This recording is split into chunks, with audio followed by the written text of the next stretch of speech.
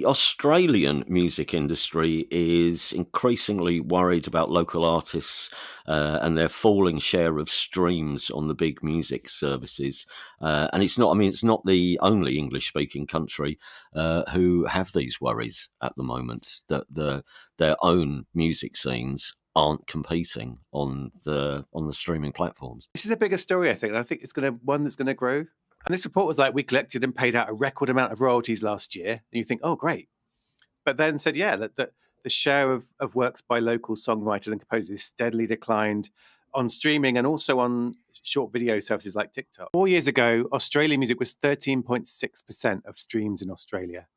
And now it's 9.5%, so down by nearly a third. And yeah, when I was writing about this, it did strike me that this is something that's happening in the UK where there's been these worries. In Canada had built this fund that it wants streaming services to pay into to support local artists. And part of that is worry about. And so these are like the three biggest outside the US English-speaking markets. And yet, if you talk to people in France or in Germany, their charts are like full of local artists singing in French and German. So there's this thing happening in streaming, which is that there's kind of worrying happening in the Anglo markets that aren't the US. Because in the US, it can still, Taylor Swift, Sabrina Carpenter, big stars in the US still travel worldwide.